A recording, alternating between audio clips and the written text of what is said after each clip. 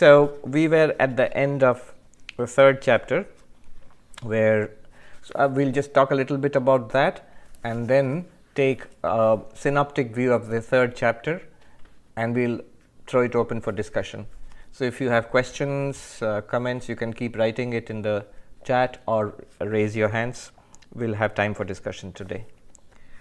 So in this, at the end of the third chapter, we see Krishna is telling Arjuna how to overcome the problem of kāma, desire, because desire is the central problem in spiritual life. Arjuna had asked Krishna, why is it that people, even when they want to be good, when we want to be good, we have made up our minds, but we still end up doing things which we regret later. Unwillingly, he says, anicchanapi varshnaya, even though we are not willing, people are not willing to, or they do not want to do anything wrong, they end up doing things which people regret. Why is that? What forces them to do this?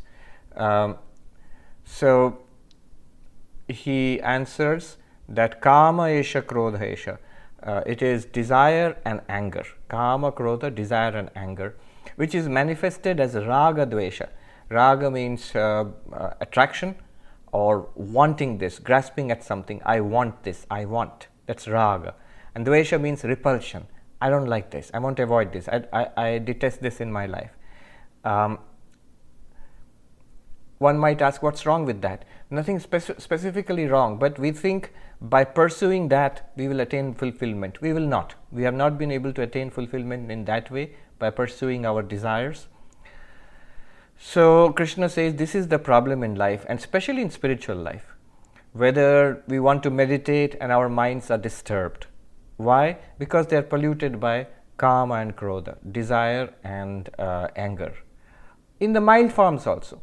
Just a sense of lack of fulfillment. That's also desire, basically. A lack of fulfillment, a lack of annoyance, or a little bit of annoyance and irritation. That's enough to throw you off your meditation. So I'm unable to meditate. I want to love God, but I don't feel that love. Why not? What's wrong? I want to be a bhakta, I want to be a devotee. I don't really genuinely feel any love for God. The reason is that love, that power is flowing into the world, into worldly relationships, into desire for objects and attainments in the world. Raga, it's flowing through that. I want to do karma yoga, I want to serve unselfishly, I want to do good to humanity.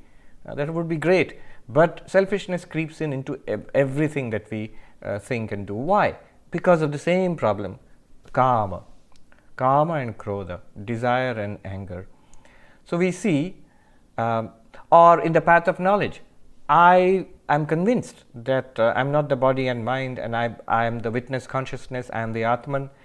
But it's very difficult to see myself like that, and it seems to be some kind of clever idea, but not really real. Why not?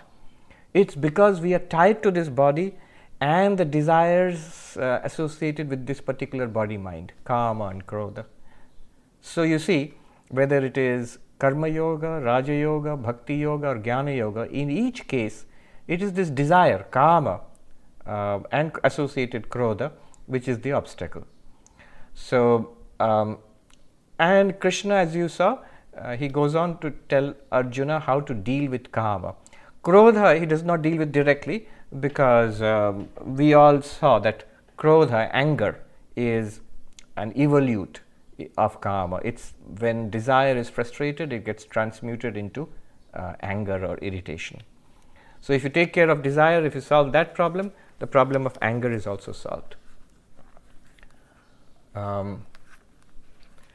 It's one interesting thing that we noted early on in monastic life, that many of the monks we saw were pretty angry people. And we thought, why is that so? They should be more calm than other people. But they seem to be more irritable or, angry or annoyed compared to most other people. Some. And if you think about it, it's natural. When one enters into monastic life, one is put under a rigid system of discipline. So it's basically an idealistic life. I want to be like that, but I'm not there yet. So when I want to be like that, and I'm trying to transform myself and push myself, the realities of my life up to the ideal, I'm already denying many desires. I'm putting a stop to that, controlling it. And in most cases, at the beginning at least, that frustrated desire immediately becomes anger. So, in some ways, it is almost natural that anybody who starts out on a sadhana, path of sadhana, if he or she is not careful, may turn out to be more angry than usual. I'm not recommending it. It's just sort of a kind of side effect which one should watch out for. Especially if one strains too much. If you don't take it in baby steps, if one wants to become a yogi in one big jump, then you will find in day-to-day life that person is under strain, easily upset, prone to outbursts. It's because one is pushing harder than one should. It's going beyond one's limits. I always used to tell the trainee monks that try hard, but don't push to the extent where your health, physical and mental, breaks down. Then there's nobody to help you. You are here for sadhana, you are here for the long run, you are here for a marathon run. So marathon runners never sprint. They know that they have to preserve their energy and the stamina for the long run. So spiritual life is, you're here for the long haul, for the whole life. So it will be decades and decades of consistent, systematic effort. Not one intense burst of effort and you become enlightened or jivan mukta. That usually leads to disaster. All right. So what has he said? He said in verse number 40 that the basis of kama, where is desire to be found? Indriyani mano buddhi asya adhishthanam uchyate. In the sensory system, kama, that's the base of kama, where kama operates. In the mind and in the intellect. Mind is the faculty, the inner faculty which considers pros and cons. Sankalpa vikalpātmakam manaha. This or that. Data is pulled in and the mind collates all the data. Desires bubble up, likes and dislikes bubble up. That state is called the mind. Then buddhi, subtler than that, inner to that is the buddhi, the intellect, which takes determination, which takes a decision. Nishchayātmika buddhi, the faculty of determination. That determination here means the deciding, the power of deciding. I want this. This is good. I will do this, or I will not do this. So this is buddhi, and kama operates at every level. So if you want to deal with kama, with desire, you will have to watch out at every level. And then Krishna says, begin with the outermost. In 41, verse number 41, tasmat tvam indriyanyado niyamya bharatarshava. Start with the sensory system, disciplined senses. Then he gives a model, verse number 42. We have done this last time. Indriyani paranyaho indriyebhya paraṁ manasastu para buddhi buddhe paratastu sa. The model is this. The sensory system, the sense objects are of course the outermost, then the sensory system, then comes the mind, then comes the intellect, and then innermost is the self, the ātmanā. This verse is based on a model taken from the Upanishad. In the Upanishad, so here Krishna is almost verbatim quoting the Upanishad, slightly modified version of the Upanishad verses. There, a wonderful model of the body-mind, human system, body-mind system is given. It is compared to a chariot in the Upanishad. So the horses are the senses. So the chariot has 5 horses. The horses are the sense organs. And they are running on, what's the track they are running on? That's the sense objects. The eyes to see form, ears to hear sound, and nose for smell, the tongue for taste, and the skin for touch. And what is the reins by which the horses are controlled? That's the mind. So the mind is the instrument by which the horses are controlled. Who controls, who is driving the chariot? It's the buddhi, the intellect. The intellect has got the reins in his hand and he's guiding the sense organs in this journey of life. And who is the passenger? The passenger who's sitting unconcerned in the chariot is the self, the ātmanā. So it's a journey from the self to the self. The self is going to realize itself. That's the whole journey. It's not going from one place to another. And then the Upanishad goes on to say that spiritual discipline at each of the three levels, sensory level, horses, the reins, the mental level, and the charioteer, the buddhi, the intellectual level. So spirituality, our discipline, our sadhana will be at three levels. At the level of the horses is the control of the senses. What I shall see, what I shall not see, what I will hear, what I will not hear.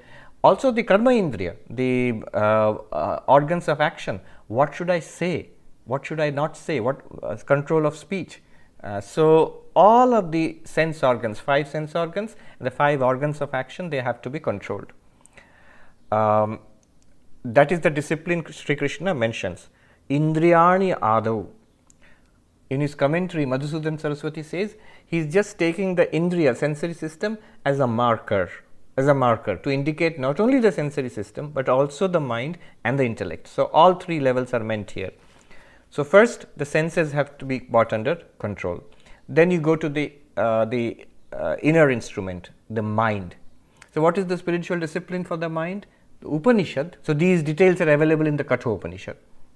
In the Upanishad it is said samanaska. Samanaska literally means mindful. Nowadays literally the translation would be mindful, with mind, samanaska. So nowadays it's a very, very big thing in the United States, mindfulness. I think billion-dollar industry or something like that, so many places.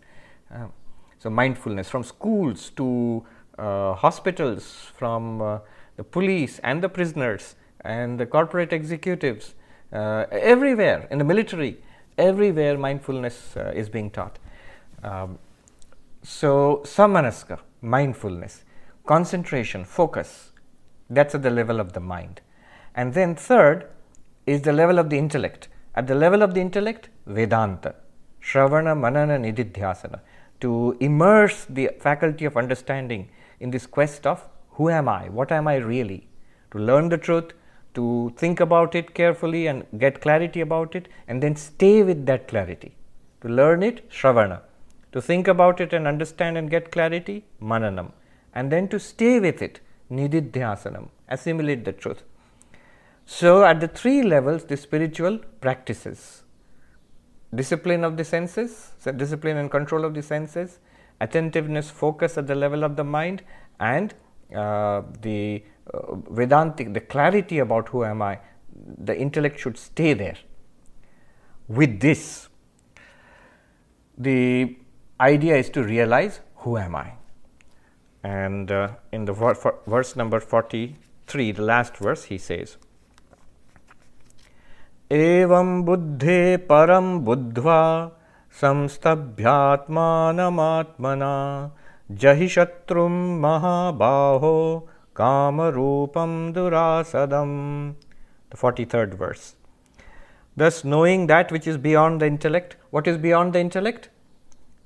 The ātman, the pure consciousness, the self, witness consciousness. Thus, knowing that which is beyond the intellect, controlling the mind by the intellect, kill, O mighty armed one, the enemy in the form of desire, which is difficult to conquer. So, realizing evaṁ buddhe paraṁ buddhvā, that which is beyond the intellect. So, here is giving us the technique.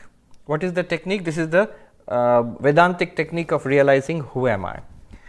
See, this chariot model in the Upanishads is based on the paradigm of the Panchakosha, the physical aspect, that is the body, and then the vital forces, prana, and then the mind, the manas, then the buddhi, intellect, and then beyond that there is a causal body which is not mentioned, the Anandamaya Kosha. Beyond that, the witness of all of them is the Atman, witness consciousness. Now he says in the 42nd verse, Indriyani paranyaho indriyebhya param mana manasastu parabuddhi. This gives us the technique. What technique are we to apply? The senses are superior to their objects. Objects of the senses, you know. Eyes are the senses, objects are forms. Ears are the senses, objects are sound, and so on.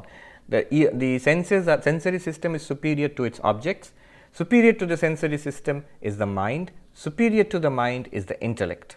And superior to the intellect is the ātmanā. So this gives us a clue. What does it mean, superior? It means subtler, inward, and illuminer. So subtler means sukshma, inward means pratyak, the inner, and illuminer means the witness or the one which prakashaka. So how does it work? All the things that we are seeing, I'll give you the step by step, the procedure of applying this. All that we are seeing, all the forms that you are seeing, they are objects for what? For your eyes. Eyes are the senses and all the forms are objects. And these senses are superior to the objects. How? They are the same senses remaining unchanged. So many objects come and go. I see so many things throughout the day. All those things and people I see, they come and go. But the same eyes are seeing them. And this is one. Second, suppose I ask you, which is inner? Inner, in what sense? Which is closer to yourself. One way of understanding this is, you see a flower and the eyes are seeing the flower. Where are you? Which do you identify with more? Do you identify with the flower which is being seen or with the eyes which are seeing the flower? You will naturally, if you see, you will feel that, yes, I am here. I am with the eyes and I am seeing the flower through the eyes. So we identify more with the senses than with the object of the senses. So the senses are closer to us. Is this point clear? How they are inner? Inner means closer to yourself. Prakashaka, illuminer. Which is aware of which? What sees what? Does the flower see you or you see the flower? You will say, I see the flower, of course. So the senses objectify their objects. That's why they are called sense objects. The senses are the seer or hearer or smeller or taster, whatever it is. So the senses are the ones which illumine their objects.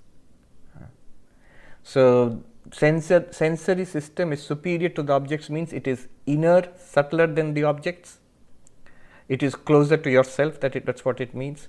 It is also the same senses see all different kinds of changing objects, the entire range of objects, whether it is sight or sound or whatever, and they illumine those objects. They reveal those objects. Let's go deeper. The mind is said to be superior to the senses. Now it is by the same mind, one mind alone, where all the senses collect the data and deposit it. So eyes and ears and smell and taste and touch. So one cup of coffee, you see, what you see, the eyes are taking that information and giving it to the mind. What you smell, the nose is taking that information, giving it to the mind. What you taste and touch, the warmth of the coffee and the flavor of the coffee, all the sense organs are taking it and putting it in the mind. The mind is superior to the sense organs. And if you say, if you ask, with which will you identify? Which is closer to you, if that question makes sense? Is it the mind or the eyes? Is it the mind or the nose? We will see instinctively, we feel, when I considered the nose or the eyes, I used to see well, now I need glasses. I am identifying with the mind and considering the eyes, not the other way around.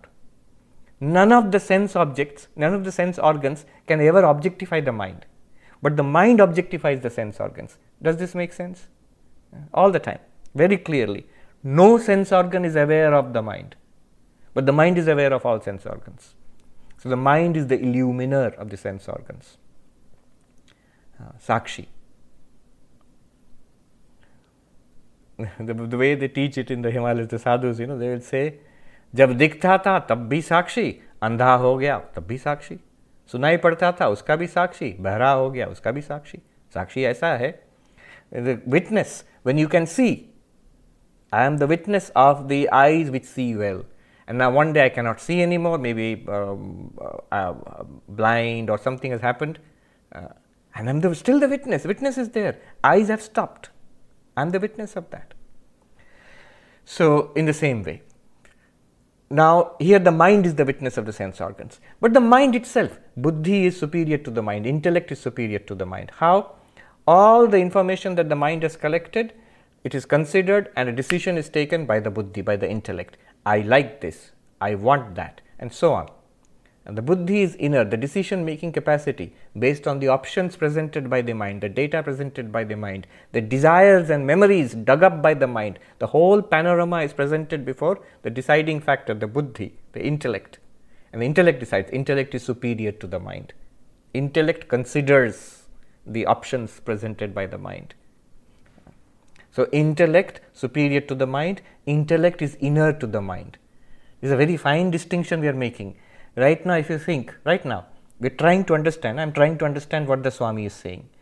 This trying to understand is the intellect. Remember, it's the same inner faculty, it has two functions. Mind is one function, intellect is another function. But intellect is a higher and superior function. The intellect tries to understand what's happening in the mind. So, the intellect is inner to the mind, intellect is the illuminer of the mind, we can say. And when we identify mind or intellect, if I give you a choice, you will identify the intellect, which is trying to, when you say I'm introspecting, what is introspecting? It's the intellect looking upon the mind, considering what's going on in our minds. So, the intellect is superior to the mind. But this is not the end of the process. Swami Vivekananda says, one more thing has to be there. Whatever is in the intellect is now has to be illumined by the self, the ātmanā. So, the decision of the intellect, what comes, niścayātmika buddhi, there is something inner to the intellect. All the movements of the intellect, I understand, I do not understand, both are revealed to you. To whom? The movements of the intellect, understanding, not understanding, deciding, I want that, I do not want that, I get it, I don't get it. These are all movements of the intellect. To whom or what illumines this? What reveals the movements of the intellect? That is consciousness. So, ultimately, one more thing is necessary, awareness or consciousness, which is the self, and that reveals the intellect, it reveals the mind, it reveals the senses, and through the intellect, mind and senses reveals the entire world. So, that one, that consciousness is ātmanā. Anything beyond that, he says nothing beyond that. In the Kathopanishad, the final ultimate reality is consciousness. So, why not? I can think of something beyond consciousness which will be aware of consciousness. If it is aware of consciousness, then it must be conscious. If it's aware of anything, awareness and consciousness are synonymous. So, ultimately it has to be consciousness itself. So, there is nothing beyond consciousness which can illumine anything else. So, our real nature is that witness consciousness, which is innermost to all, which is the illuminer of all are changing and are being revealed by that one consciousness. So, that is the ātmanā, and that has to be realized. Realized as what? This is sanstabhyā, firmly realizing.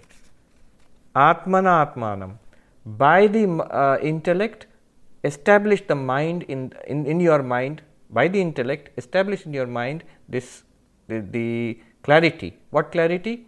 Aham brahmasmi or aham atma asmi, whatever you call it. I am that witness consciousness or Brahman. Having established yourself in that, now it is very easy to deal the final blow to kāma. Already remember, sense organs are under some form of discipline at least. Mind is attentive, intellect has got clarity. Now you have got the clarity, aham brahmasmi.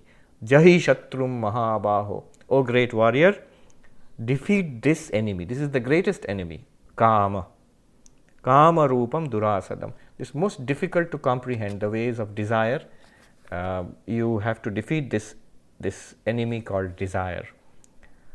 So, a two-level approach. First, control at the level of senses, by implication control at the level of the mind also, attentive mind, disciplined senses, attentive mind, clarity in buddhi, in intellect. These three are required.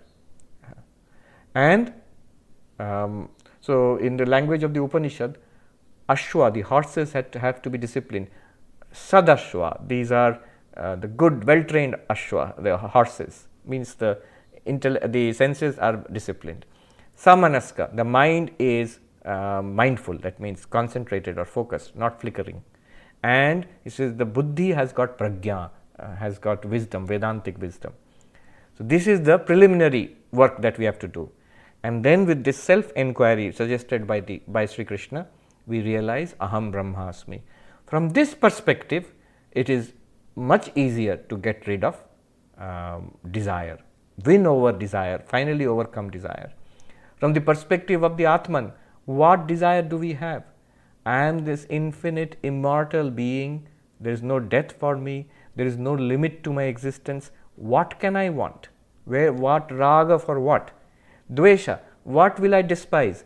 Everything in this universe is in me. They appear in me. I am the witness of all. I am the revealer of all. And I am all actually. Because I am not only consciousness, I am also existence. So I am the existence of all things. In that way, raga and dvesha diminish. And I have an equanimous vision towards everything that I experience in this universe. Then it is much easier to overcome desire. Desire will not disturb such a person. So this is Sri Krishna's advice to Arjuna. Let's deal with some questions, then I will quickly take an overview of chapter 3. Shashank? Yes, Abhijit. Pranam Swamiji. I have, can you hear me? Yeah. Yes, I can hear. Questions. Abhijit. So first is we have seen that the mind is mano, buddhi, chitta, ahankara. And so here there is no reference to chitta and ahankara. And so what does the mind refer to here in this verse? So, yeah. So mind here refers to the mind, manas to manas. So here in this verse, the division is sensory system, indriyani. Then manas, the mind. This mind, what is this mind? This is that one in mano, buddhi, chitta, ahankara, the four components of the antakarana. Mana means mind, chitta means the memory, ahankara means ego, and buddhi means intellect. And each one has a definition. Mana is sankalpa vikalpatmakam mana, that which considers the pros and cons, all the data it collates. But also the Upanishad says it's the controlling faculty, it's the one which is in charge of the sensory system. See this, hear that, stop this, all that control is like the reins of a horse. Then we have chitta. Chitta is a storehouse of all impressions. It's absolutely necessary for our daily functioning. Buddhi is nischayatmika buddhi, the determinative faculty. This is this clarity. I get it or I don't get it. That's the functioning of the buddhi. And then the ahankara, ego, is abhimanatmika antakarana vritti. The one which is in our language, in English it would be that which appropriates. The ego is that which appropriates to itself the functioning of all things. The eyes are seeing, but I say I am seeing. And the one which says I. Memory is functioning, but we don't say memory is remembering something. I remember. Intellect gets it. I get it. So these are the four functions of the antakarana. Antakarana, inner instrument. So here when it's in this verse and in the Upanishad also, they have taken only sensory system, mind, intellect, and beyond that is atma. That much only. Okay. So they have not mentioned ego, for example. They have not mentioned the chitta, the memory. So the second question is that we have seen that the self is existence and everything else does not exist. And so how can something which exists be compared to something which does not exist? Where it says the Atman is superior to the mind, intellect and everything. yes. How can a existing and non-existent quantity be compared? True. But remember, this is a technique given to us. Us means we are sadhakas. We are in the practice, we are trying to get realization. To us, it seems these things all exist. Body, senses, the table and the chair and the people outside, they clearly seem to exist. From the perspective of the Atman, from the perspective of existence, what happens? They are all appearances in existence. To put it in more concrete terms, give an example, you say how suppose there are waves in the ocean, there are many waves, and there is foam, and there is surf. Now what you are asking is, they don't exist apart from the water. So how can you compare the water to a wave? Yes, you can. You have to realize the water is the reality of the wave. The water is the reality of the foam. But when you experience the ocean, our immediate experience is waves and foam and surf.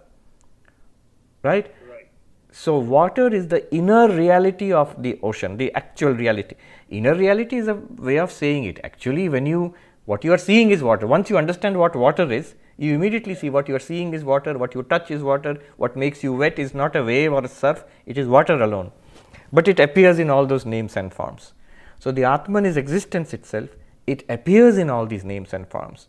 Therefore, the inner reality is superior to the outer manifestation. So for example, if I say a pot, take a pot. Now the pot is made of clay. Clay is the inner reality. We can say clay is the existence of the pot. In one way we can say, without the clay, pot would not exist. In that sense, clay is superior. How? Clay is superior to the pot because it is inner to the pot. Here also you will see what is meant by inner. Inner to a pot does not mean what has been kept inside the pot. It's not the water which is kept inside the pot. It is the inner reality of the pot, that which makes the pot a pot. What is that? Clay. But the superior to the clay is the earth element, Prithvi Tattva, from which clay is made. Superior to the earth element will be the inner reality, which ultimately will go back to Maya and then back to Brahman itself. So it is the inner reality which is superior to the outer manifestation. Okay, Yes. I think it's in the sense of that the illumining which illumines it makes more sense. This order. Yes, illumines, but also inner. Also the one which is the one in which all, they actually have not used that word, Vyapaka. Vyapaka, Pervasion. What does it mean, pervasion? One eyes. Because of that, it pervades all forms which you see with the eyes. That's one. It's a peculiar way of speaking. I used a simpler way. With the same eyes, you see everything. With the same ears, you hear all sounds. So the senses pervade their objects. But the mind pervades all the senses. Eyes do not pervade the ears do not pervade the nose, but the same mind pervades all of them. And the same intellect understands all of them, pervades all of them. But Atman pervades all the intellect, manas, senses, all of them are pervaded by the Atman. Not only as consciousness, all experience is pervaded by the Atman as consciousness. And all existence, all things are pervaded by the Atman as existence. Yes. Thank you very much. Yes. And the grand thing, the glory of human nature, great glory is that you are that consciousness existence. You are the inner reality of this entire universe. Not as a cool claim, as an absolutely, if one needs to understand it, it's an undeniable reality right now. It's amazing to contemplate.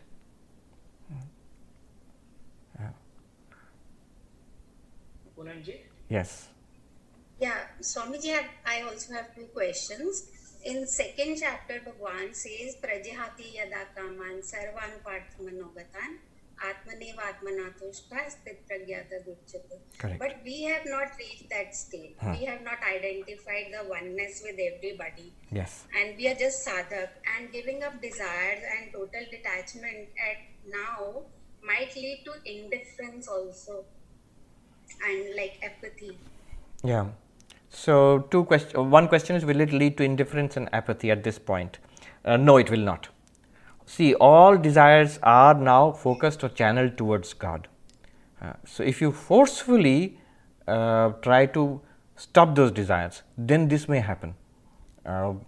Because the genuine desire for God or mumukshutvam, for freedom, has not yet arisen. At the same time, I put a stop to every worldly functioning. Then what will happen is, I will not do that, so I am not allowed to. But the intense desire which makes Mirabai cry for Krishna or Ramakrishna go mad for seeing Mother Kali, that has not come to me yet. So what you are saying is sort of dullness, a kind of apathy will come, indifference. So you have to be careful there. There the apathy is not spiritual. It's more like, sometimes people are depressed, unhappy. So when people are depressed or unhappy, one sign of depression is not willing to do other things, not willing to go out, not willing to meet with people, not even willing to sit down and see a TV program, not interested in anything. That's apathy. And that's not a good condition. And it's not a spiritual condition either. That's why Swami Vivekananda said always preferred that an active life. Sri Krishna, we will see here, he tells Arjuna also that be active, do all work. There is not even one moment you can stay without doing some work. So better to niyatam kuru karmatvam, do all daily works or all activities and duties, you must perform them. Holy Mother also said that she said, my dear daughter, Kaj Lokhi, work is Mother Lakshmi. Your body, mind, all will be well if you work hard. We are given certain work in our day-to-day life. Whatever is in front of us is our own Kurukshetra. We cannot deny there is something in front of us to do. In the worst of cases also, if there is nothing and nobody, even my own body, my japa, my day-to-day routine, that also has to be maintained. So Bill is here, he is 96 years old. But I think for decades and decades, never missed evening arati. He will always come down and attend Sandhya arati. So this kind of holding on to your the work before you, what you have set for yourself, that itself becomes karma yoga.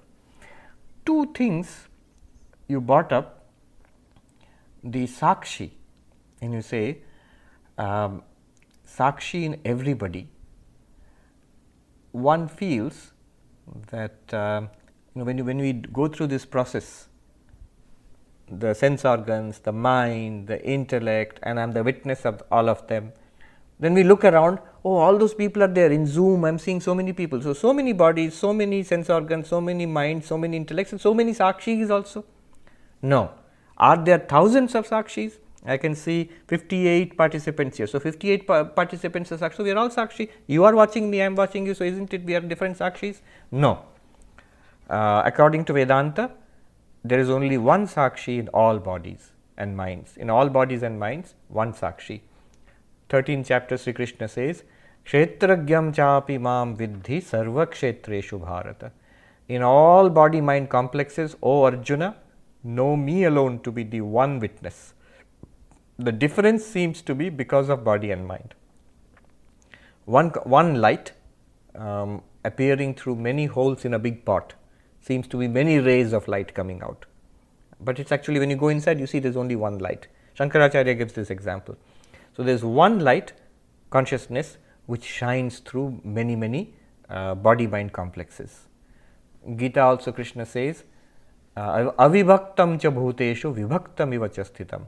Undivided in all beings, appearing to be divided. It seems to be many sakshis, but actually it is one. We are actually all one reality. We are all united in God. And Krishna says, I am that sakshi in all bodies and minds. So that's the idea of God in Vedanta. The one consciousness shining through all bodies and minds. That same consciousness, when we limit it, when we think it is here, shining through this body and mind, then it becomes jiva. One consciousness shining through all bodies and minds, Shiva, or Krishna or Narayana or Devi, whatever you call, Saguna Brahman. One consciousness only, Nirguna Brahman. Why would you say one consciousness only? Why not all body mind? Because all bodies and minds are appearances, they are not ultimately real. They are not nothing apart from that one consciousness. So then only Nirguna Brahman. See, one consciousness shining through body mind, Jiva. How many Jivas here? And say 59. Now there are 59 Jivas in the Zoom meeting. How many Brahmans are there? Saguna Brahman, Ishvara? One only. One only in all bodies and minds. The same consciousness. And what's the ultimate reality? Neither Jiva nor Saguna Brahman, the ultimate reality of both. Jiva Brahmaiva Napara. You are Nirguna Brahman. Pure consciousness, pure being, pure bliss. Satyam Jnanam Anantam Brahma. Pure in infinite existence, infinite consciousness is Brahman, and that's you. That is Nirguna Brahman. Okay. And secondly, Swamiji, I wanted to know what is the evolutionary function of desire. Like in the case of Jiva, the desire can be a motivating behavior as it can influence our thoughts. Like on a higher level, it can lead us towards spirituality. And maybe True. on a lower level just to satisfy our hunger? True. That is a big question and a good question. Notice our fundamental desire, first of all, to exist. To exist. I want to live. To live, nobody wants to die. To live, all living beings cling to life. So this comes from our nature as Sat, pure being, immortal being. Because we are immortal being, we don't know it, but from that, in ignorance, that manifests in our life as the clinging to life. I want to exist. And it's a wrong thing, because this body will never exist forever. We will again and again be frustrated. How do you want to cling to exist? Do you want to live in ICU, unconscious, what is it called? Ventilator. Like that you want to live? No. I want to be conscious. Not just live unconsciously in coma. I want to be conscious. So that awareness, I want to exist in an aware way. That is what the tremendous desire we have. And that desire comes from Chit, consciousness, because our nature is consciousness. So you will be aware and you will exist, and you will live in the hospital in great pain. All right? No. I want to live and I want to be aware and I want to be happy, fulfilled. It should be a pleasant awareness, existence, awareness, and nice. Then I will be. Then this is what I want. That it comes from the Ananda nature. So our real nature is Satchidananda, and all under ignorance that manifests as these primary desires: to live, to know, to enjoy. In Sanskrit it is jijivisha, the desire to live, the desire to know, jigyasa, the desire to enjoy things in the world, bubhuksha, hunger. So these things, at first, they propel us into action, into the world. They throw us into the world. And then we must experience the world. As you said, some amount of experience is necessary. Otherwise, that interest in God realization will not come. What is this desire for God realization?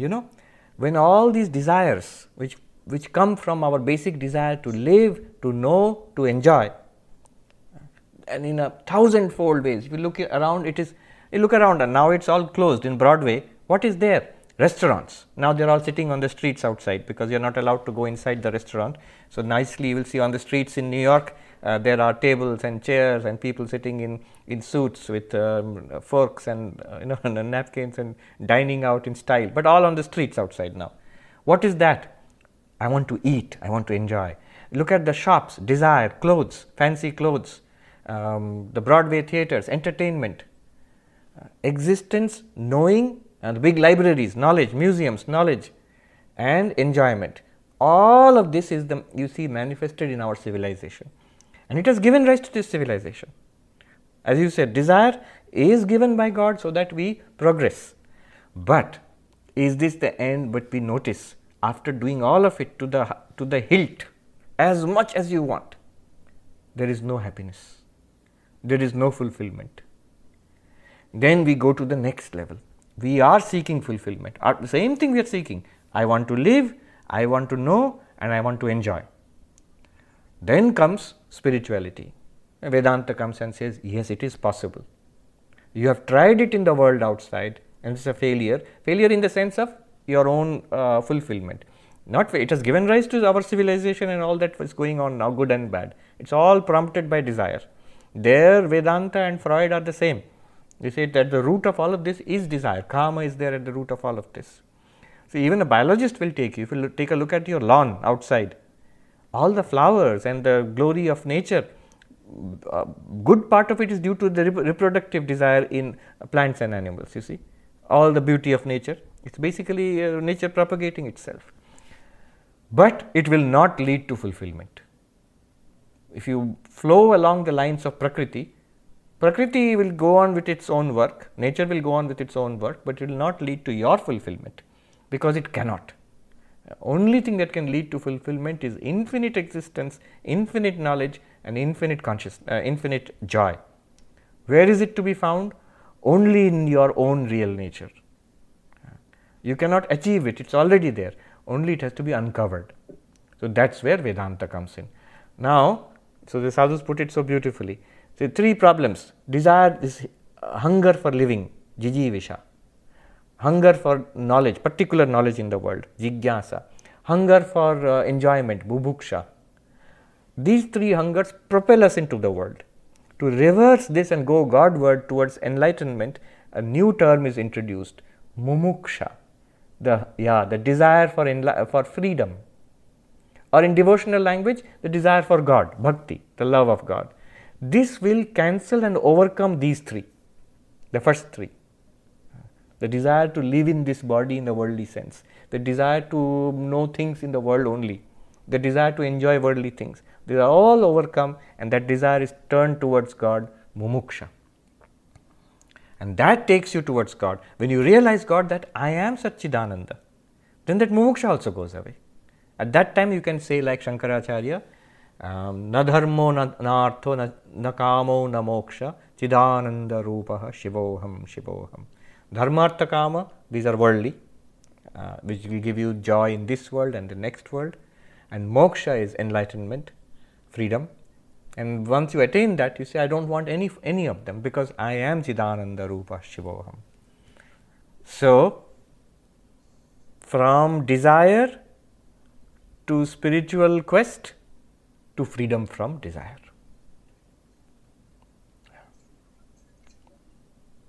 Yeah. Doesn't desire, so what should we do with desire? If you are a sadhaka, now it's high time, mature, channelize it towards God. If you are a kid who is not interested in spiritual life as yet, you must encourage that part. In fact, your answer is given by Krishna himself in this 3rd chapter. Joshayet sarvakarmani vidvan yukta samacharan. Encourage everybody, those who are not interested in spiritual life. Don't keep telling them, come to Vedanta class, come to Gita class. No. Encourage them. You want to do science, math, literature, any higher pursuit, art. You want to set up an industry and earn millions of dollars. You want to get a Nobel Prize or something. All worldly ambitions, but good. That leads to the development. So give them an upward push. Joshayet sarvakarmani. You should say, yes, it's good, must do it. Vidwan yukta samacharan. The Vidwan, the enlightened, the Jnani, being centered in aham brahmasmi consciousness, also doing work oneself.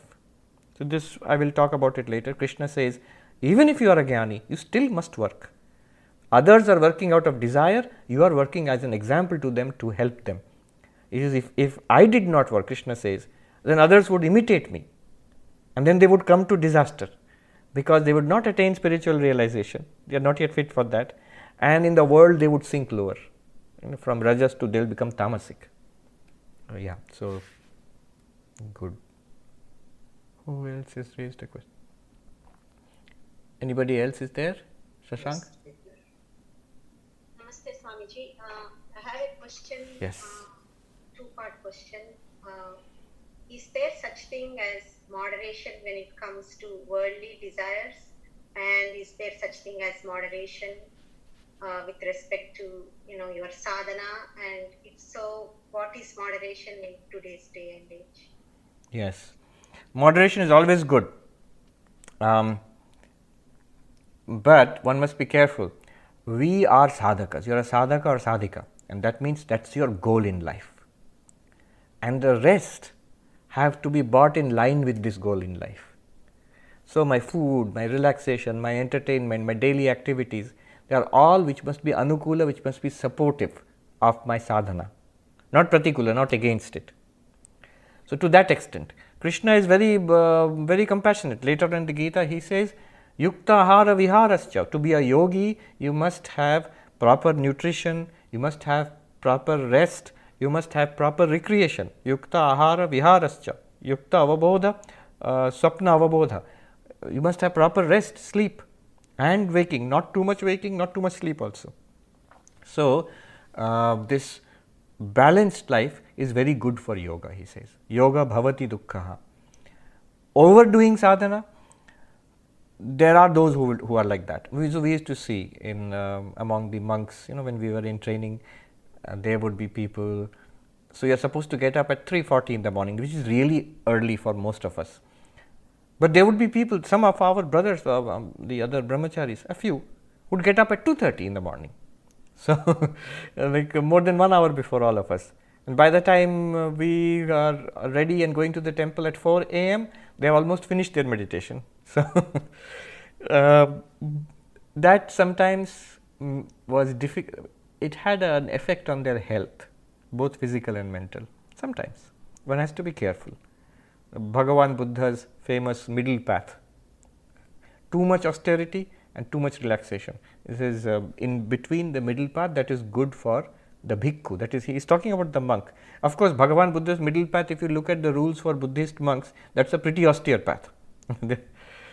So that is one side. The other side, in the name of moderation, not doing any sadhana at all. No, it can lead to mental problems. Swamiji has said it can lead to physical problems. So a little bit of meditation is good. Otherwise, now it should be followed by nice partying and good, like TV program. No. That is escapism. That will not work. So all the yogas have their danger. So that's why I am not practicing any of the yogas. No, that will not work. There was a funny story where we had one Swami, Gunatitananda Maharaj. He's a very great Swami, but he seemed to be crazy, like one day he went for a walk outside Belur Mutt and he was hit by one of those autos. He was not seriously injured. When he was brought back into Belur Mutt, people asked him, Swami, what happened to you? He said, I was following the middle path. Buddha has said, middle path on Grand Trunk Road you should not follow because you will get run over by auto. Anyway. So, moderation is required. Moderation basically, understand your own mind and body, and remember it is a lifelong process. Prayer, meditation, study, karma yoga, all of that, devotion, all of that have to be practiced throughout our lives. So, accordingly one should do. Thank you. Yes. Should I quickly summarize? Let me go to time is almost up. So let me go to the third chapter. What did we see in the third chapter? At the beginning of the third chapter, Arjuna expressed a question, that he asked a question to Krishna, that Jayasi chet karmanaste mata buddhir janardana tat kim karmani ghore evaṁ niyojayasi keshava. Verse number 1, chapter 3. So, if you think the way of knowledge, jnana yoga, is superior to karma yoga, way of knowledge is superior to the way of action, why are you asking me to fight this battle? So, remember at the end of the second chapter, he has talked about sthita prajna, the one who is enlightened, who has realized aham brahmasmi. So, Arjuna thinks that's the goal then. Good, I'm all right with that. So, I should do that. Why are you asking me to fight this battle? Then Krishna explains that he says that there are these two paths, and these two paths are not options. Jnana yoga and karma yoga are not optional. That I can either do this or that. Why are you telling me to do karma yoga when jnana yoga seems to be superior? No. Jnana yoga, which takes you to the realization that you are Brahman. Shravana, Manana, Nididhyasana of Upanishads, Gita, and the other Advaitic texts, it will show you that your real nature is Brahman, and that leads to freedom, moksha. But that requires preparation. So remember, I am talking in the paradigm of Advaita Vedanta here. So that requires preparation, and that preparation requires karma yoga. Not only karma yoga, also upasana, meditation. Karma, bhakti, upasana, all are required in the Advaitic path. In the Advaitic path, karma yoga is required, bhakti yoga is required, raja yoga is required, all as preparation for jnana yoga. It is like, suppose I want to fly to LA, to Hollywood, suppose, and then, so Nandita Di is smiling, but I am not going right now. So how do I go? You will say, Swami, take a cab to LaGuardia and then take a flight to LAX. And I say, no, tell me one, cab or flight? So how is that possible? You must take both. The cab will take you to the airport and the plane will take you to your destination, which is LAX. Similarly, the cab of Karma Yoga will get you ready, and then you can board the flight of Jnana Yoga, which will take you to moksha. So these are stages. I have talked about the structure of sadhana earlier. What is the structure of sadhana? Very briefly, by Jnana Yoga, we realize that I am Brahman. Just what Krishna said, he ended on the 3rd chapter also. He ended with Jnana Yoga basically, that how you realize I am Brahman. Superior to the senses is the mind, superior to the, you have to follow yourself. It's not just something for memorizing or understanding or drawing a diagram, I've understood it. No, notice it in yourself. Here are the senses, contemplate the senses. Then turn inwards, here is the mind, contemplate the mind, stay there. Then turn inwards, the one which is thinking all these things, that is the buddhi. Then turn inwards. If you can do that, then you will be enlightened. That here is the consciousness, not here, I am that consciousness illumining all of this.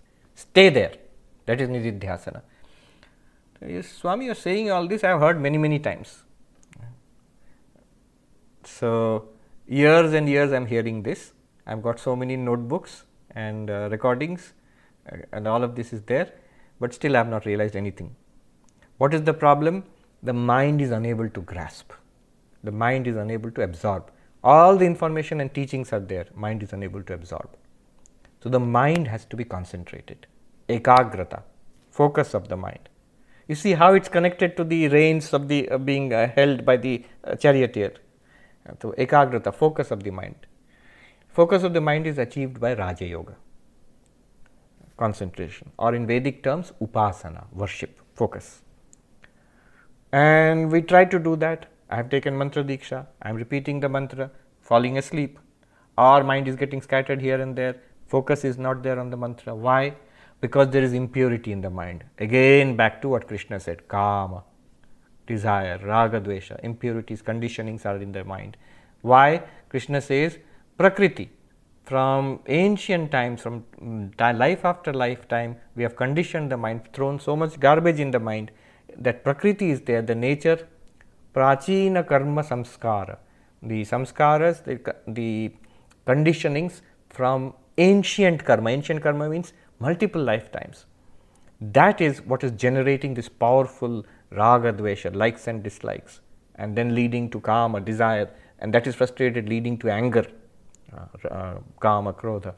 That has to be overcome. At that level, karma yoga is very useful. Convert every activity. Sri Krishna says, 30th verse, he gives the best summary of karma yoga. Verse number 30. Mai sarvani karmani sanyasyadhyatmacetasa nirashir nirmamo bhutva yudhyasva vigata jvara. Adhyatma cetasa. First of all, you have to have a spiritual consciousness, a spiritual awareness. What is spiritual awareness? God realization is my goal. I am a spiritual practitioner, sadhaka or sadhika. I am a spiritual seeker. This must be there. This is the beginning of spiritual life. Make up your mind. And so your identity, even if you don't tell anybody, who are you? You can say, I am a stockbroker, but inside in your mind you must say, I am a spiritual seeker. Externally, in your heart of heart, you should not say, I am a stockbroker. That should not be your ultimate identity. Ultimate identity, I am a spiritual seeker, adhyatma cetasa. Then what do? Mai sarvani karmani sanyasya. Convert all, verse number 30.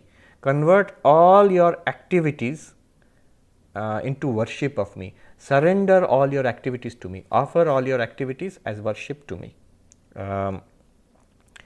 Then nirashir nirmamo bhutva, without attachment.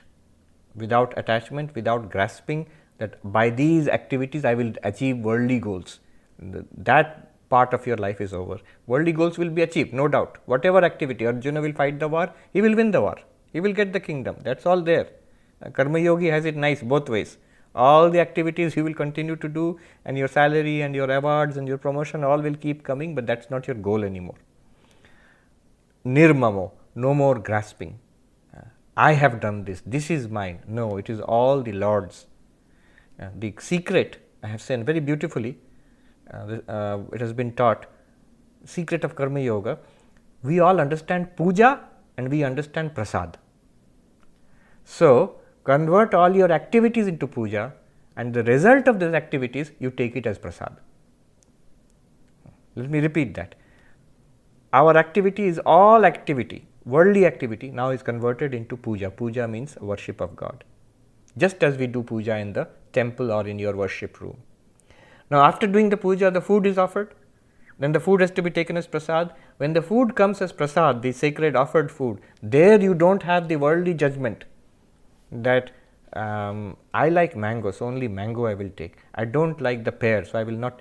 No, it is prasad. Whatever comes, you always say, give me a little bit of prasad. Whatever comes, you will not say, oh, this pear, I don't want this. Give me that mango. No, prasad buddhi means my attitude towards what is coming is this. It's the Lord's. It's been offered to the Lord. It's the Lord's prasad.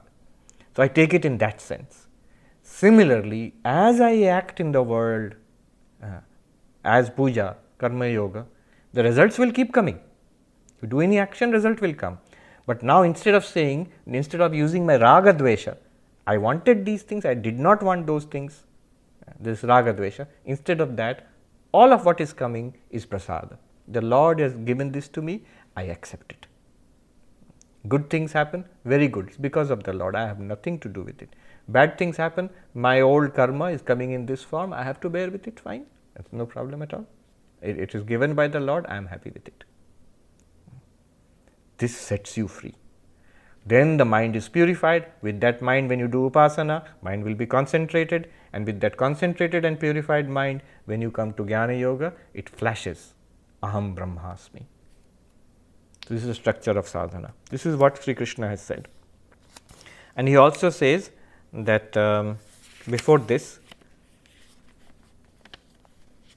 one interesting thing he says, yadyadachariti shreshta tattadevetaro janaha sayat pramanam kurute lokastadanuvartate. Verse number 21. Verse number 21. If you consider yourself to be a jnani also, you know what the idea is, that Swami, you said about the structure of sadhana. This is for the beginner. I have already understood Vedanta, so should I still do any work? Krishna is saying, if you consider yourself to be a jnani, even then you should do work. Because first of all, for the sake of society, whatever a superior person does, everybody else imitates. So great teaching for teachers, for parents. We are always worried about students or the children. The best way of molding the children and inspiring the children is by our own behavior. Yadyadacharati shreshta. Whomever you consider to be superior, whatever that person does or says, everybody else is eager to follow that. Naturally, automatically. Whom you consider to be a superior, you will try to imitate that. Children especially. So there is a saying in child psychology, children do not listen, they imitate. So they automatically imitate. So if you are immersed in a spiritual lifestyle, your life, the books that you read, you don't have to give long sermons to the children. You don't have to tell them again and again, do this or do that. It will be an inspiration. Let me just mention here, I was reading an interview with a second generation Indian American who is of Indian heritage. So this young man, he is saying to you, many of you are parents who are from India, but you are settled here and your children are here and they are growing up here or have grown up. So this young man is saying to you, he says, don't worry if the children are not interested in religion or spirituality right now. Keep on, he says, don't undervalue the importance of the seeds which have been sown. So keep on giving them those inputs. Even if they don't seem, especially in teenage years, they might not seem at all interested in these things. Doesn't matter. That awareness is there, that such things are there.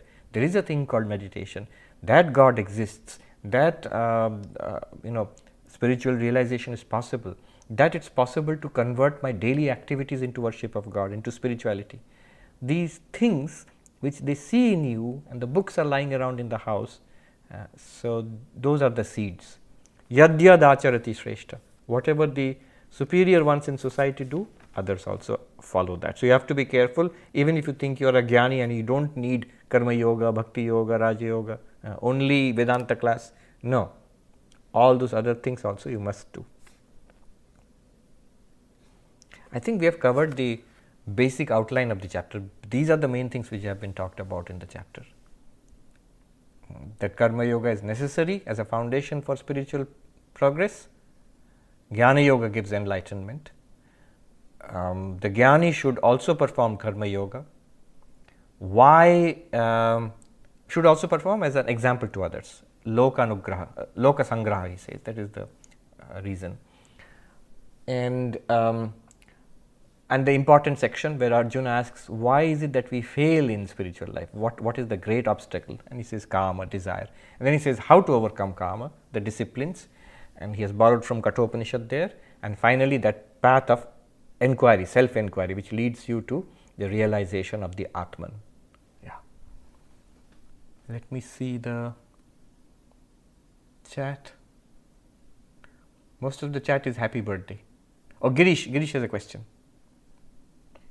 Hi. I had a basic question on the use of the term chitta. In Satchitanand, the chitta refers to the absolute consciousness, it's a subject.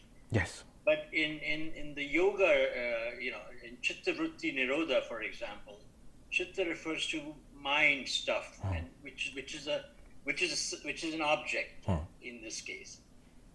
Also, chitta is flexibly applied to memory in some cases, isn't it? So that's also an object. Yes. So it can be used both as a subject and an object. Yes. Why am I missing something? Or? Yes. So there are two words here: chit and chitta. Chit and chitta. There is a takara, an extra takara there in chitta. So the word chitta has multiple meanings, as you have noticed. One meaning, chitta vritti nirodha, the cessation or the cessation of the modifications of the mind stuff. There it means all the functions of the mind. The manas, the ahankara, the buddhi, the chitta, all of them are taken as chitta. Another specific meaning of chitta here is the memory itself. When you say mano, buddhi, chitta, ahankara, naham, Shankaracharya sings, there chitta means memory. So chitta has these two meanings. The whole mind itself is called chitta. Swami Vivekananda says the lake of the mind, the cessation of the ripples on the surface of the lake. That is meditation. So the whole lake is called chitta. Then memory is called chitta. Pure consciousness, ātmanā, the witness consciousness, is called chit. But you have attended the Mandukya classes. Confusingly, there while refuting the Vijnanavada, not confusingly, this is deliberately done, while refuting the Vijnanavada Buddhist, Gaudapada uses chitta to mean consciousness and cognition both. Because the Buddhists, the Vijnanavadis actually confuse both, at least from our perspective. So, chitta is pure consciousness, the pure subject itself, and chit is pure consciousness, and chitta is an object. Having said that, I will take the whole thing back. The ultimate secret is this. What is the relationship between this subject and object? What are these two, chitta and chit? If you think about that, this is the key to enlightenment. There is a saying, chittam chiditi janiyat takaro vishayadhyasah. Know the chitta, the mind, to be chit, pure consciousness itself. The extra ta, chitta, chit plus ta. Let me write it here. The extra ta is vishaya adhyasa, the superimposition of the objective name and form. Superimposition, nothing extra has been added. The appearance of names and forms and pure consciousness gives it a semblance, an appearance of an object. What object? A thought. So all the thoughts that you have, memory, desires, good thought, bad thought, all of that is nothing but the ātmanā itself, the pure consciousness itself. That mischievous little scamp is now appearing to you as your mind. How is it accomplishing this? How is the pure subject accomplishing this magic trick? It's a magic trick using the projections of name and form. And those names and forms are nothing other than the ātmanā also. That's the beauty of Maya. Using names and forms, it objectifies itself. So let me write this. Chit plus ta is equal to chitta. everybody can see it now. That chit is pure consciousness. Chitta is mind. But what's the relation between them? Just the imposition of names and forms. Vishaya adhyasa. Literally it means superimposition of the object. Then it breaks out into cognitions. And then we experience the world itself. It's a very, very precise insight. It connects the objective world to the pure subject. If you do this, Sankhya and Yoga will disappear into Advaita. If you don't do that, you will have two things: consciousness, object. That's Sankhya, that is Yoga. Patanjali Yoga aims at that. Separation of the consciousness from the object, subject from object. And that's it, stop. That itself is freedom. And that does give you freedom of a kind. But as the Swami there, he keeps saying it's an incomplete system. Because he is talking from an Advaitic perspective. It still remains in duality. A good question. Thank you. By the way, the Swami this morning gave a nice triangle, if you remember: transcendence, tranquility and transparency. Transcendence, tranquility and transparency. Three vertices of a triangle.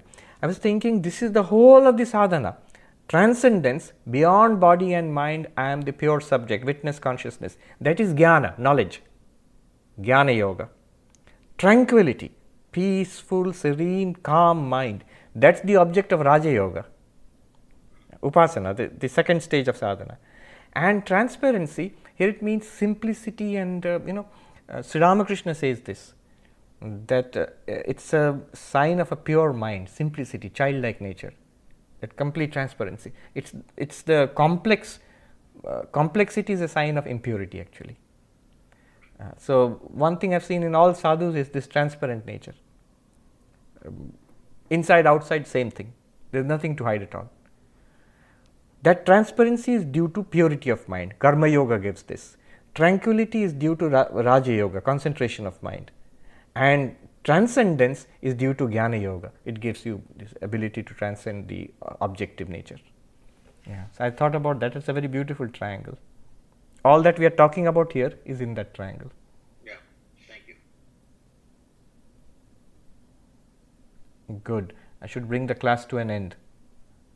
A couple of questions in chat. Yes. Bill, to everybody. This is Bill Davis, I think. You describe this process of control in terms of jnana. Can it also be described in terms of bhakti? Certainly, it can be described in terms of bhakti. I am giving, as I said, buyer beware. I am giving this interpretation from the Advaita perspective of the Bhagavad Gita. From the bhakti perspective also, the same thing can be given. By deep devotion to God, the problem of kāma is brought under control. In fact, more directly than in jnana. If you have a deep devotion to your beloved deity, to your Krishna, to your Ramakrishna, to your divine mother Durga, whatever, in whichever form, devotion to Ishvara, to Saguna Brahman, or an avatar of Saguna Brahman, that automatically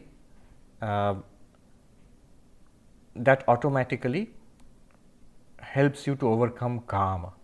Why?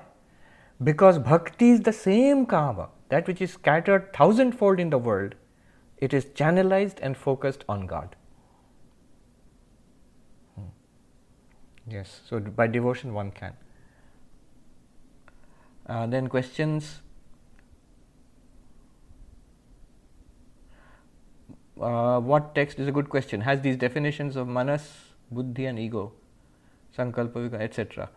So there is a book which is standard textbook for all students into Vedanta, which is called Vedanta Sara. Different schools, different books are used. In some schools, I think Arsha Vidya, they use Tattva Bodha, I think. And in our tradition, we use Vedanta Sara. It's a book of definitions. It's not as exciting as Drigdrishya Vivek or Aparoksha Anubhuti and all.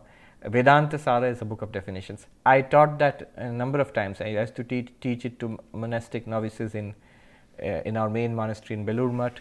I taught it in Hollywood, and here I taught it, of course, to a private group in the Vivekananda Vidyapeeth. But it's really useful in the sense that every study after that you already have a solid basis. You know what these terms refer to. Vedanta Sara of Sadananda Yogendra. The translation we used is a good one by Swami Nikhilananda. That's also easily available. Vedanta Sara of Sadananda Yogendra. Rick is asking, class is suspended. Gospel of Sri Ramakrishna class is suspended. The Gita class is suspended, and the Sunday talks also will be. There's one more Sunday talk this Sunday. After that, it will be suspended till fall. So Tuesday class will not be there, and usually Wednesday class is also not there. But we will continue with the Wednesday class. Those who are in the Mandukya group, we will send you the email later by this weekend with new links.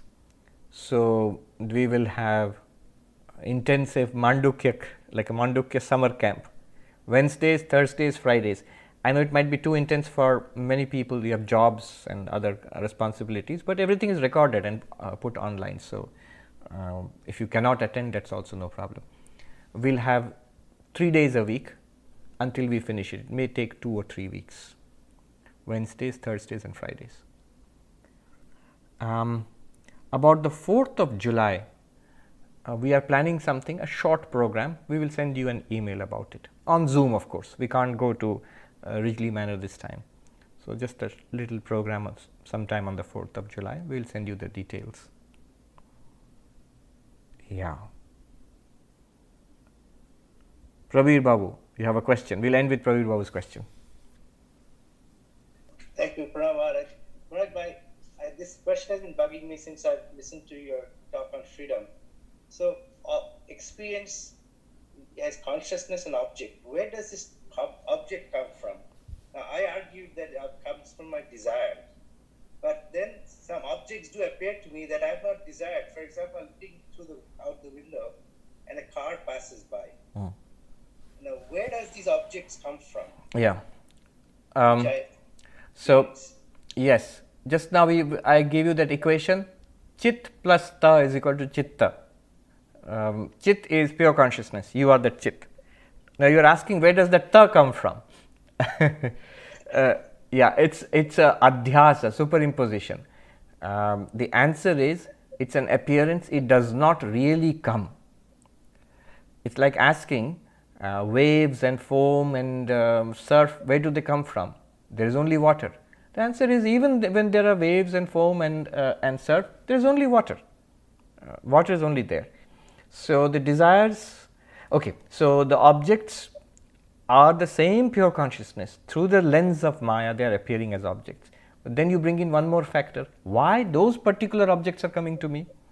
So those are due to my past karma. Some are because of my desires, which I understand. Some I don't understand. They have come through a long process. It's not just my own thing. It's a network of karma which is being actualized by Ishvara. Mandukya Karika, Gaudapada, if you go to Gaudapada, answer he'll give you is, his answer will be, they don't come. You should not ask this question. You say, why have those objects come? Why did that car come? He will say, they did not come. Anything that comes and goes is in causation. In causation, he will ask you, where did that car come from? Did it come from the car? Did it come from a not car? Did it come from a car, not car? Did it come from an existing thing, non-existing thing, or mixture of existence and non-existence? And in all those 6 possibilities, there is no logical answer. So it is irrational to say that the car came. But you say, I see it. But what you are seeing is nothing other than yourself. At no point has it been anything other than consciousness, Brahman. This is the uncompromising answer of Mandukya, of Gaudapada. Very good. So let us stop here. Stay well, everybody. Summer, we pray to the Lord to protect all of us, bless all of us.